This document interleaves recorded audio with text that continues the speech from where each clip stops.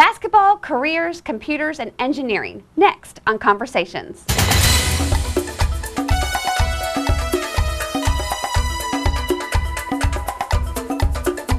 Hello and welcome to another edition of Conversations. I'm Jeannie Curtis. We have 4 different stories for you today, so let's get started. Some high school seniors have the rare opportunity of participating in an engineering internship with UT Arlington's Research Institute located in Fort Worth. Here's more on this story. We started working with the Arlington Independent School District last year at the beginning of 2013, and we were able to bring on a handful of high school seniors and get them involved in our labs. And the way we look at it, it was a great opportunity to be able to provide a real-world hands-on engineering research experience for kids before they even get into college. So the way we see it is we're able to bring them in, get them working directly with our research scientists. They work one-on-one with them in our labs, working hands-on, so they get to understand what it means to design, what it means to do analysis, what it means to do research in this type of environment. So they're in the labs working on things that we need done or that we want to have some product out of it, some results out of it, and it works out very well. That I think they've been getting a great experience and we've really enjoyed having them here. The highlight of my internship experience has probably been getting to actually design a part in the CAD software and then program it using Mastercam and actually machine it on the CNC mill. So seeing a part go from start to finish was a lot of fun. This engineering internship provides really good hands-on experience because you're not put into the situation and just babied along the way. You're put into it and you're told, you know, this is a program, here's a website, learn how to use it. If you have questions, you know, you can ask us and we'll be willing to help you, but it's really the way that a workplace is. You're given a situation, you need to figure out how to do it, and you just go for it. Currently we are working on a print head. This print head is for our bigger design, which is a camera mount. We made the design in SolidWorks, which is a AutoCAD program, kind of like Autodesk Inventors, except it's part of a bigger series. Like there's all different types of programs in this, but for our purposes we use SolidWorks. We made like basic geometric shapes like a circle, a rectangle, and like holes. So, and we put the designs through and everything. And then when we save the final design, when we think it's good, we would save it in as a STL, which is a type of file conversion, kind of like PDF to Word and all that. And we would put it into put the dimensions and load that file into our machines, and they would print it out for us. It's as much as we can make it. We want it to be a hands-on application. We want to take some of this knowledge that you get in the classroom through AutoCAD and learning the models and designs, and be able to build those in the real world and have them be useful for something. So not to just like build, you know, a sculpture or a piece of art, but a working mechanism, and show how all these considerations need to be made when putting a bunch of pieces together. So, for example, there's a lot of issues with like tolerance and clearance and things like that when making a larger system that you might not see if you're only building one part at a time. It's only when you put it together that becomes clear. So that's a big part when making prototypes. Beyond that, there's also a lot of knowledge that can be gained through literature surveys and learning how to look for things. Basically, learning how to figure out how to put something together by searching the internet and learning the right places to go to gather parts, gather information on how processes work, and bring that knowledge into application. I heard about the engineering internship through my teacher last year, and I heard that it was offered at a different school and that the kids that did it had a lot of fun doing it. And so I decided, it was something that I might as well go ahead and see if it was something that would work for me. The best thing about my internship is probably learning about things that I learn in school and seeing it hands-on, like actually getting to do the things that we read about in textbooks and see in PowerPoints, actually getting to be there, doing it, feeling it, seeing it happen, seeing it all being produced, instead of just someone else telling you about it being produced or your teacher telling you about someone else that does it. I'm actually doing it right now as a high school student. I want to go into biomedical engineering because I've always been really interested in biomedical technology and helping heal people, save people's lives, doing everything that I can behind the scenes and working with all of that. I've been working on a knee simulator device.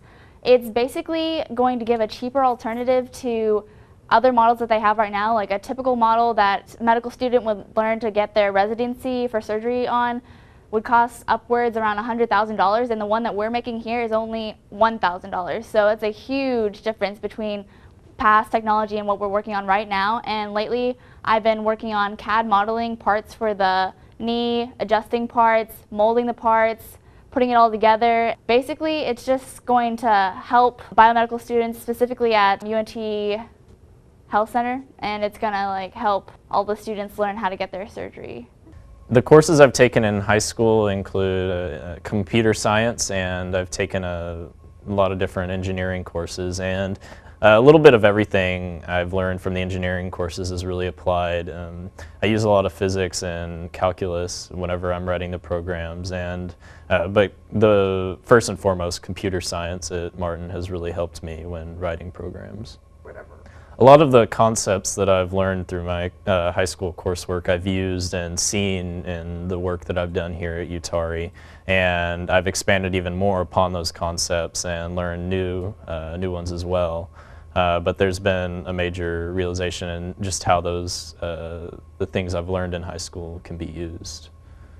The internship has given me real hands-on experience in a lot of different ways. I've gotten to work with robots and actually creating circuitry and making programs to operate those robots. This robot in particular here, it hopefully in the end run, its design is for helping to lift patients out of beds for like the hospital environment or nursing home environment. Get this robot more human-friendly with the skin. We're going to have to design a new part for picking up the humans because right now its hands aren't very comfortable, and so we need to research and design a new part that can be used on humans. This is a great opportunity if you're interested in engineering because you're going to be getting hands-on experience that you can't get in any other class. So every other class you're going to learn from textbooks, you're going to learn from teachers, but you're never going to do anything with your hands like physically in the workplace, in the field that you want to be doing. So if you do this internship, you're going to be right there with biomedical engineers, with scientists, with people in the field right now working on projects that are going to be the future of health. Having this on the resume is a huge advantage. If I see this on somebody's resume, if I'm looking at an undergraduate who wants experience, if I've already seen that they've been in a research institute before or in a lab environment before, that's great, because that just means that's a little bit less training that we'll have to go through, and we'll know they'll be able to hit the ground running. Engineering internships are open to all AISD seniors. They must have completed at least one Project Lead the Way pre-engineering course, be at least 16 years old, and have applied and interviewed for the opportunity. For more information, you can email Amy Motzenbacher at amotsenb@aisd.net. Every year, the Arlington Police and Fire Department send over some players to challenge the 6th graders at Miller Elementary to a basketball game on the Friday before spring break. Here's the highlights from this year's matchup.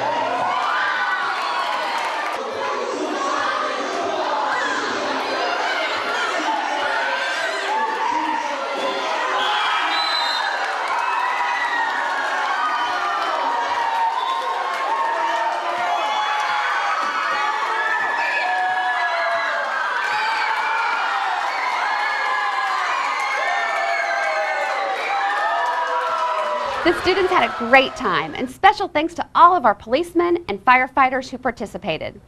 Over at Sherrod Elementary, they had a twist on their Career Day theme. They held Careers on Wheels. This included the fire department,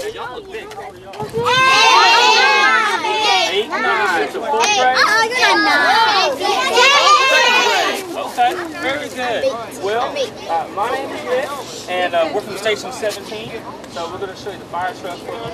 catering with AISD's own Chef Eddie, who was a big hit because he handed out cookies. The police department's SWAT team brought out their mobile unit, a robot surveillance unit, and a drone helicopter.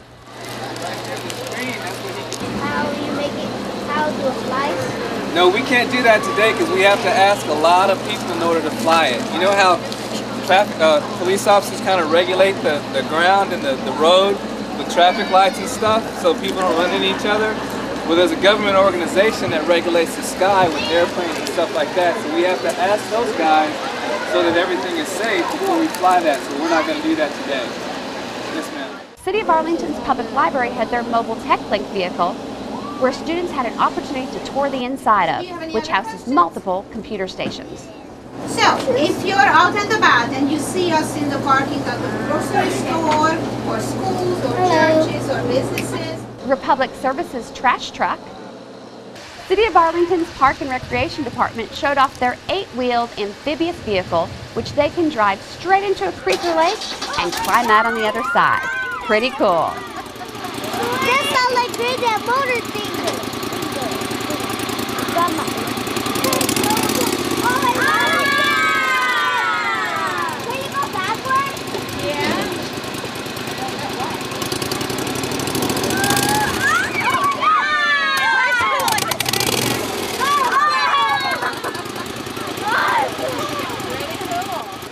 And then other firefighters will take the big wheel and go roll it. It was all a pretty interesting time for the Sherrod students who had a chance to see careers on wheels that they may have not known about before this event. Over at Martin High School, computer science teacher Aaron Cadle and his juniors and seniors held their second annual Demo Day. Students get a chance to show off their games and apps that they've created this year for friends, family, and the public. Something new this year was a demonstration of Google Glass, which the superintendent, Dr. Marcelo Cavazos, got a chance to try on. Here's more on this story. Hello, my name is Christian Gross. I am a junior and I am in Computer Science 3. I've made a game called Jetpack Jousting. Right over here.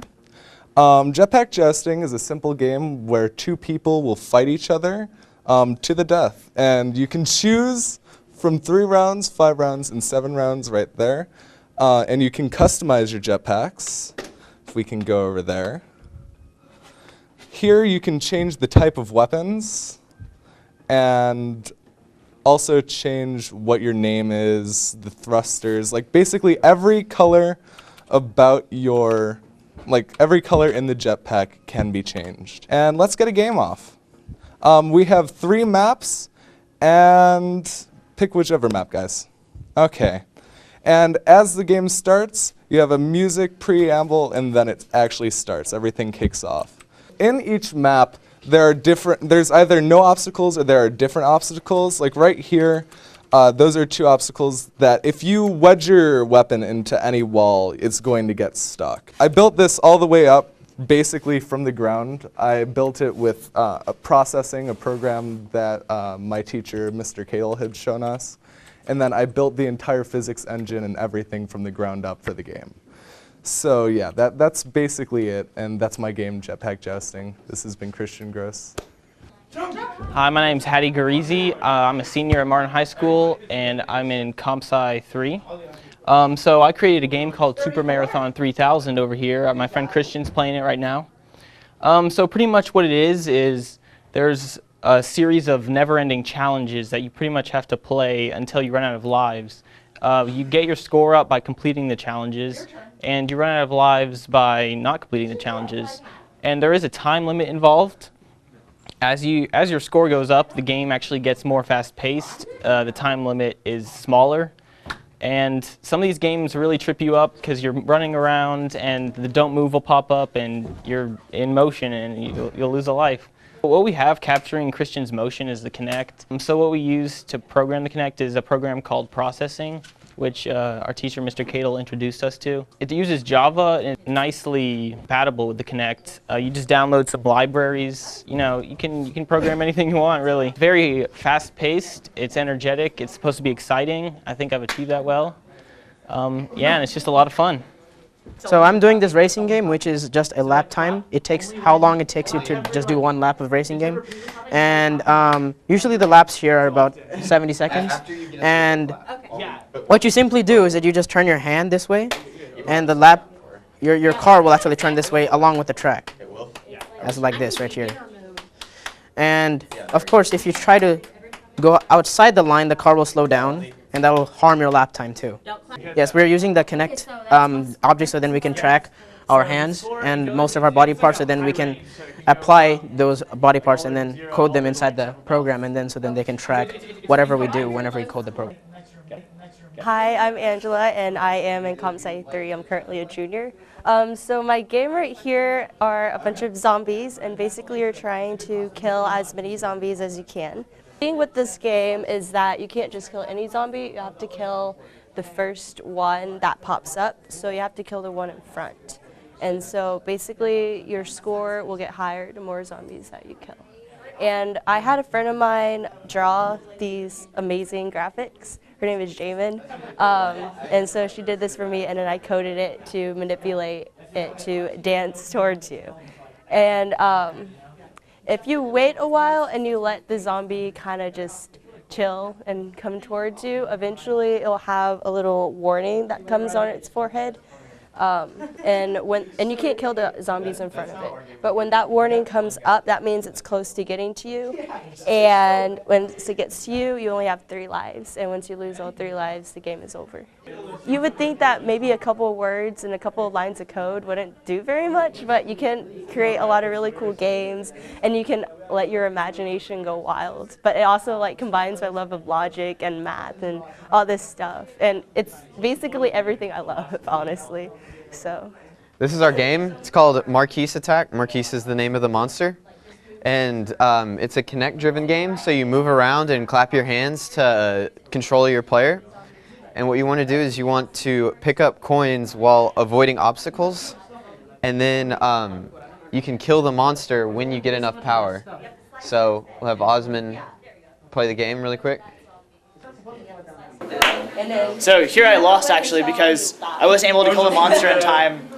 Every 8 seconds or so the monster will come up and you're able to beat him, and you have a certain amount of time based on how far in the game you are. So the whole purpose of the game is to develop a high score and it's at your own pace. So if you get too good at it, you can increase the difficulty, and if you're not good enough, you can lower the difficulty. All right, see? And he goes away, and he comes back up at a set interval, and you have to keep trying to take him down. What is Google Glass? The central idea here is have it be like a hands-free, unobtrusive, and utilitarian. So basically you have access to a lot of things without having to use your hands. There are a lot of sensors built in. There's like an accelerometer, which can tell, speed. And that's also another interesting part of it. It is mostly voice controlled, which is another, I guess, pretty big leap in technology, because up to this point we haven't really, our voice processing libraries have not been very good. There's a front-facing camera, which brings into play some privacy issues, because you guys don't know, I could be recording you right now. The heads-up display, it's interesting because it's not a traditional screen, it's almost projected. They are publicly available for $1,500. I don't think it's something that people like you and me need. There's a lot of industry applications, I'll show some in a little bit, as far as in industries where you're doing things with your hands, but still need a constant feed of info, or be able to need that connectivity. That's where it shows its really big applications. And it isn't a wearable computer, it's more of a headset. There is a processor in here, but it's very limited compared to like Christian's desktop over here. The type of computing you can do is nothing compared to that. So it's enough to, I guess, just get by and access the sensors and do the voice stuff. Of course, access to hands-free information is very valuable in surgical setting, because if you're cutting on someone, you don't want to have to like go over and touch your phone or be able to pull up like MRIs or whatever. To be able to just instantly, I guess, pull that information up is very valuable. They've done lots of seminars where you can live stream surgical procedures to students. So this is the main glass, I guess, UI here. So I'm controlling it with touch right now, but it can do voice. This is a picture I took earlier. These are some of my emails. So I can do OK Glass, take a picture, and it will just, like that. I'm going to show you guys the software that I wrote. So I can do OK Glass, turn off monitors, and these monitors in front will just shut off. And the keyboard input is also blocked, so even if you turn off monitors, students can't, I guess, reactivate them. So, and I can turn them on. OK Glass, turn on monitors. So, and then, so I can do OK Glass, teach. And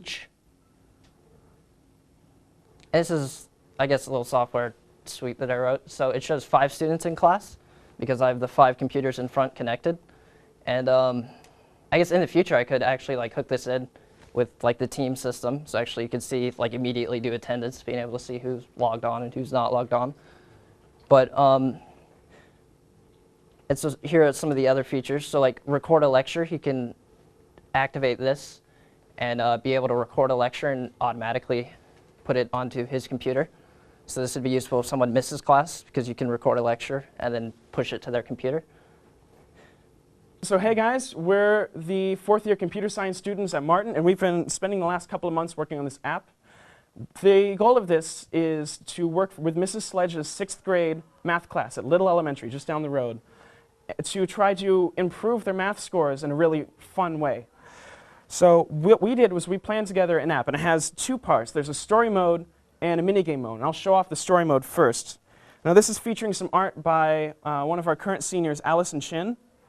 She's won all sorts of national awards, and it's absolutely amazing what she's done. And we asked her on Friday if she could contribute some stuff, send us this in a day, and it's just beautiful. I'll show off the game though. So the idea is you're a princess in a castle. You're waiting for your prince to come over and save you. Well, no one ever shows up. So you decide, okay, I'm gonna do this myself. So you resolve to save yourself. And we'll also have a mode for prince or a knight for all the boys who want to play as boy characters. And so you start going out, just exploring your castle. You don't really know why you're here. And you head on down, you reach a door. Okay, I'm gonna go through my door. And whoa, there's more to the castle. So you start heading through, and at this point, there'll be some animation that will whip up in the next couple of weeks or so. Where there's a prisoner and a guard. The prisoner's going to run off and the guard's going to chase after him, which teaches you 2 things. 1, the guards are bad, avoid the guards. And 2, once that's done, you have to jump over these blocks. So it's a game with jumping. And you reach this next room. So you try to jump up, it's not tall enough. So you go into the only other room that's there, and you'll find these delightful floating red slippers. And so once you run into that, you'll get a power-up that'll let you double jump if, and only if, you beat math minigame. So this starts to tie in the math skills that we're training with the actual fun game part. And you have to keep going and solve all these math puzzles to get through a door, like 2 plus blank equals 6. Well, type in 4, you can get through the door, it just unlocks it. And you'll be able to keep going, and your ultimate goal is to escape the castle by means of doing all this other math stuff and getting better and better at math.